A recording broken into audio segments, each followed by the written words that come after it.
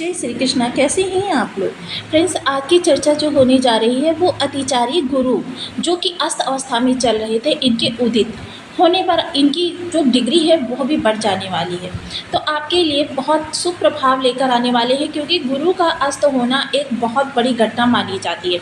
जैसा कि हम सभी लोग जानते हैं, हमारे जीवन में जितने भी संस्कार होते हैं, जितने भी कृत्य होते हैं, सभी कृत्यों में गुरु महत्वपूर्ण माने जाते हैं। मांगलिक कार्यक्रम हो या फिर आपके जीवन में जन्म से लेकर मृत्यु तक जितने भी संस्कार 16 संस्कार होते हैं, 16 संस्कारों में जब भी आप किसी ब्राह्मण या ज्योतिषी के पास शुभ मुहूर्त पूछने के लिए जाते हैं तो सबसे पहले किस ग्रह की दशा देखी जाती है? गुरु की दशा देखी जाती है कि गुरु अस्त है या फिर गुरु उदित है। तो ये गुरु इस समय पर अस्त चल रहे थे। जैसा कि हम मानते हैं कि मतलब सूर्य के जब भी कोई ग्रह बहुत अधिक समीप पहुंच जाता है, यानी 13 डिग्री से कम डिग्री का उसका डिफरेंस रह जाता है, तो उस ग्रह को हम पूर्ण अस्त मान लेते हैं। ऐसी स्थिति में उस ग्रह के प्रभाव जो हमें सूर्य के द्वारा प्राप्त होते हैं। इस समय सूर्य और गुरु की युति हो रही है, जो कि षष्ठ भाव में हो रही है। तो गुरु षष्ठ भाव में होकर आपके लिए रक्षात्मक क्रियाओं को करते हुए देखे जा सकते थे, लेकिन क्या है, पिछले समय से ये 27 तारीख से ये अस्त अवस्था में चल रहे हैं और ये अभी आगामी कुछ दिनों तक और अस्त अवस्था में रहेंगे। हालांकि जैसा कि हम सभी लोग जानते हैं कि गुरु बहुत जल्दी उदित हो जाएंगे। सूर्यदेव तो 15 तारीख को अपना राशि परिवर्तन करेंगे, लेकिन उससे पहले ही गुरु उदित हो जाएंगे। कारण क्योंकि गुरु ग्रह जो है बहुत धीमी गति से चाल चलने वाला प्लेनेट है। ये पूरा एक वर्ष में अपनी चाल चलते हैं, यानी एक वर्ष में अपना राशि परिवर्तन करते हैं। जिस तरीके से शनि जो है 2.5 वर्ष में अपना राशि परिवर्तन करते हैं, उसी प्रकार से गुरु जो है एक वर्ष में अपना राशि परिवर्तन करते हैं और सूर्य एक माह में अपना परिवर्तन करने वाला ग्रह। इसलिए सूर्य की चाल थोड़ी सी तेज है और गुरु की चाल जो है धीमी है।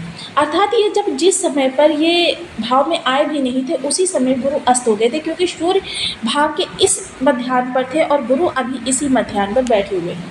यानी कि अभी ये 3 डिग्री का भोग कर चुके हैं, 3 डिग्री पर ये आ चुके हैं, जिसकी वजह से इनके प्रभाव थोड़े से कम है। लेकिन सात्विकता तो बनी हुई थी, आपके जीवन में रक्षात्मक चीज़ें तो बन रही थी। लेकिन इस समय पर क्या है, गुरु के अस्त होने के कारण आपको बहुत सी जगह से निगेटिविटी देखने में आई होगी, क्योंकि गुरु जब अपना रक्षा हाथ पीछे खींच लेते हैं, तब क्या होता है कि अन्य ग्रहों की अनिश्चितता बहुत ज़्यादा बढ़ जाती है। क्लास में जब टीचर नहीं होता है तो बच्चे किस तरीके से उद्दंडता का माहौल मचा देते हैं, लेकिन जब गुरु के आते ही, टीचर के आते ही देखिए क्लास के बच्चे कितना भी उद्दंड बच्चे क्यों ना हो, शांत होकर बैठ जाते हैं। सेम यही स्थिति गुरु की है। गुरु इस समय पर अस्त अवस्था में गोचर कर रहे थे, सूर्य के माध्यम से आपको इनके प्रभाव प्राप्त हो रहे थे। अब गुरु उदित अवस्था में जा रहे हैं। जैसा कि हम सभी लोग जानते हैं, गुरु इस दौरान अतिचारी चाल चल रहे हैं, यानी बहुत तीव्र गति से चाल चल रहे हैं। यानी कि ज्योतिष के शास्त्रों की अगर माने तो जो देव गुरु आने वाले 10 वर्षों का प्रभाव आपको मात्र 1 वर्ष में प्रदान करेंगे। इतनी तीव्र चाल ये चल रहे हैं। इसलिए इस समय गुरु से संबंधित चीज़ों में आपको तेज़ी लानी चाहिए, यानी कि गुरु से संबंधित शिक्षण कार्य, पठन पाठन का कार्य, या फिर आपके जो भी संस्कार हैं या फिर जो भी आपके उन्नति के वर्क हैं, इन कार्यों में आप इस समय पर अपनी तीव्रता ला सकते हैं। इन सभी चीज़ों में आपको काफ़ी इस दौरान सहूलियत देखने में आएगी, यानी सफलता इस दौरान आपको प्राप्त हो सकती है। आप सामान्य दिनचर्या के माध्यम से बहुत ज़्यादा इस दौरान एक्टिव होते हुए देखे जा सकेंगे। चीज़ें इस दौरान आपको बहुत ज़्यादा प्रभावित करती हुई देखी जाएंगी, विशेषकर संस्कार या धर्म जैसी चीज़ें। तो आइए जान लेते हैं गुरु के प्रभाव किस तरीके से रहने वाले हैं, विस्तार से वर्णन करेंगे। तो बने रहिए हमारे साथ इस वीडियो में, एंड तक आपको बहुत कुछ जानने के लिए मिलेगा। वीडियो बहुत ज्ञानवर्धक होने वाला है। यदि आपके लग्न में 10 नंबर बना हुआ है तो ये राशिफल आपके लिए है। यदि कुंडली में कहीं भी चंद्रमा के साथ 10 नंबर बना हुआ है तो ये राशिफल आपके लिए। कुंडली ना होने की स्थिति में आप इसे नाम राशि से भी देख सकते हैं। यदि अभी तक आपने अपने इस चैनल को सब्सक्राइब नहीं किया है तो प्लीज़ सब्सक्राइब कर लीजिए, वीडियो को लाइक कर दीजिए, चैनल को शेयर कर दीजिए। इससे होगा क्या कि हमारे आने वाले हर वीडियो की नोटिफिकेशन मिल सकेगी आपको सबसे पहले। एक प्यार सा कमेंट करना बिल्कुल ना भूलें। कमेंट से हमें बहुत मोटिवेशन मिलता है, हौसला मिलता है और ये पता चलता है कि आप और क्या जानना चाहते हैं। देवगुरु जहाँ आपके तृतीय भाव और आपके द्वादश भाव के स्वामी होते हैं। द्वादश भाव देखिए व्यय का भाव होता है और आपके यहाँ पर जो त्रिक भाव कहा जाता है, और ये विपरीत राजयोग का भी निर्माण करें। विपरीत राजयोग बनाया हुआ प्रत्येक ग्रह जो होता है आपके लिए विषमता के बाद प्रसन्नता लेकर आता है। जो लोग भी निगेटिव कमेंट करते हैं उनकी इसी बात से पता चलता है कि उनके अंदर कितनी ज़्यादा निगेटिविटी व्याप्त है। वह चीज़ों को पॉजिटिव पहलू से नहीं देखते हैं। और इस दौरान क्या है, जिस तरीके से की आप भावना मन में ठान लेते हैं, ये हमारे पुरातन समय से चला आ रहा है कि अगर चीज़ को आप निगेटिव देखते रहेंगे तो वो अंतोगत्वा आपको निगेटिव ही प्राप्त होगी, कितनी भी सात्विक चीज़ हो। ये गुरु के प्रभावों में बताते हैं। जब हम गुरु को भी अगर हम निगेटिव मान लेंगे तो गुरु भी हमें निगेटिव ही प्रभाव प्रदान करने लग जाएंगे। तो कृपया अपनी जो मन मस्तिष्क को निर्मल रखिए, और जिससे कि आपको पॉजिटिव प्रभाव प्राप्त हो सके। आपकी निगेटिव कमेंट करने की प्रवृत्ति से ही ये पता चलता है कि आपके गुरु कितने ज़्यादा खराब हैं। सबसे पहले आप लोग गुरु को अपने अच्छा करने का प्रयास करें। ये मैं अपने लिए नहीं कह रही हूँ, ये मैं आपके लिए कह रही हूँ कि आपके लिए सात्विकता बढ़ेगी। सात्विकता जब बढ़ेगी तो जीवन में आपके आनंद के पल आएंगे। तो चलिए चर्चा को आगे बढ़ाते हैं। गुरु देखिए इस समय षष्ठ भाव में बैठे हुए हैं, और षष्ठ भाव में बैठे हुए गुरु आपके लिए आपकी विषम परिस्थितियों से रक्षा करने का काम करते हैं। विपरीत राजयोग बनाया हुआ प्रत्येक ग्रह आपके लिए पहले विषमता उत्पन्न करता है, विषमता से ही आपके लिए प्रसन्नता लेकर आता है। सबसे विशेषता तो ये होती है, यानी कि इस दौरान आपकी आपाधापी यानी आपके जीवन में व्यस्तता और आपके जीवन में भागदौड़ दौड़, ये सारी चीज़ें बहुत ज़्यादा लगी रहने वाली हैं। इस दौरान आप व्यस्त व्यक्ति से भी व्यस्त व्यक्ति भी कहे जा सकते हैं कि मतलब किसी भी कार्य को करने के लिए या किसी भी चीज़ों को संभालने के लिए, सहेजने के लिए जो आपके वर्तमान में कार्य कारोबार है, वहाँ पर भी इस दौरान सबसे व्यस्ततम व्यक्ति आप ही देखे जा सकेंगे।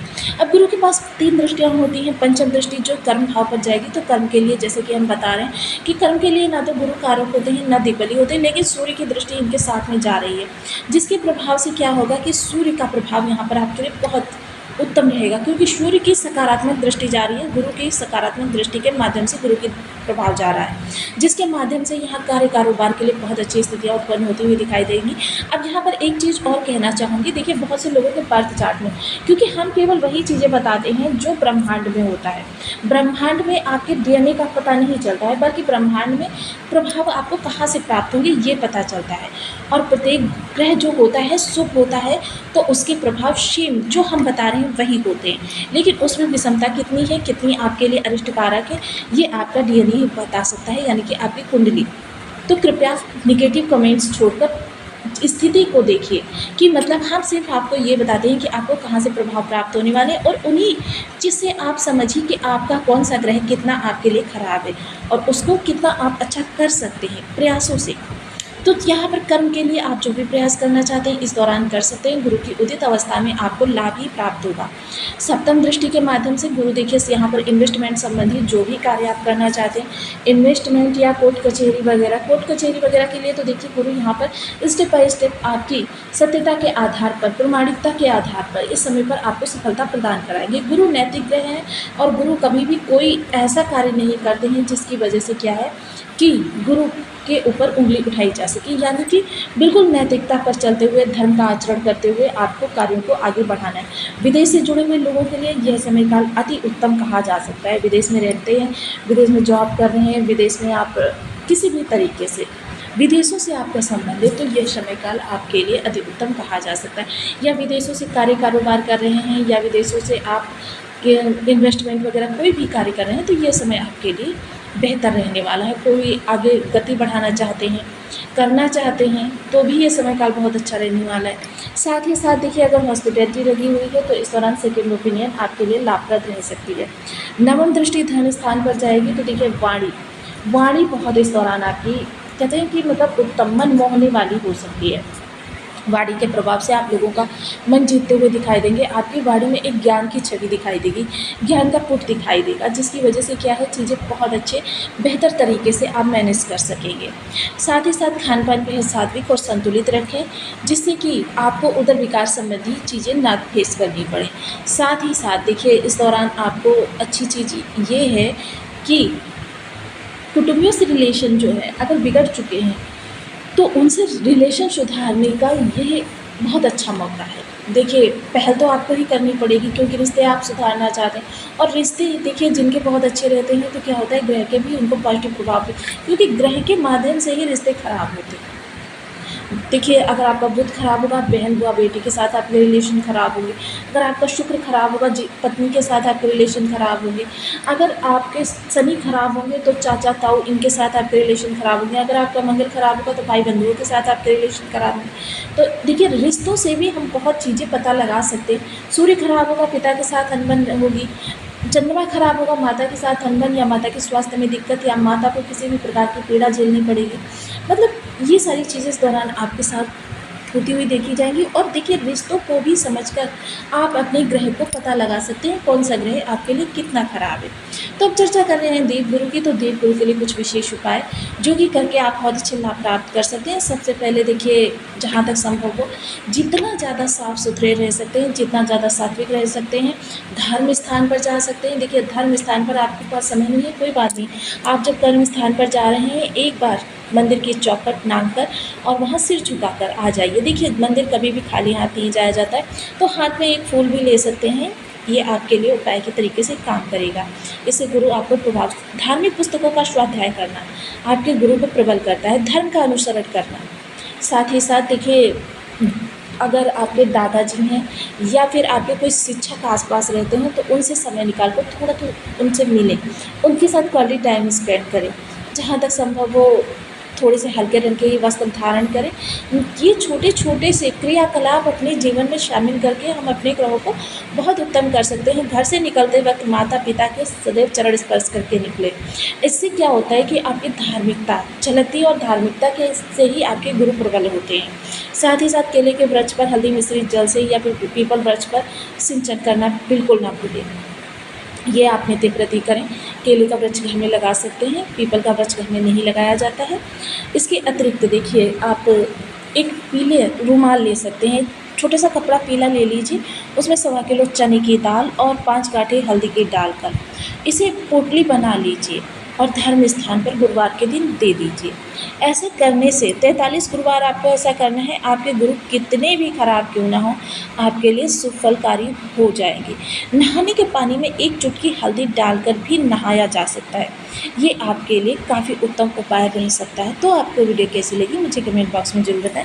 चैनल पर न्यू है तो प्लीज़ वीडियो को लेकर शेयर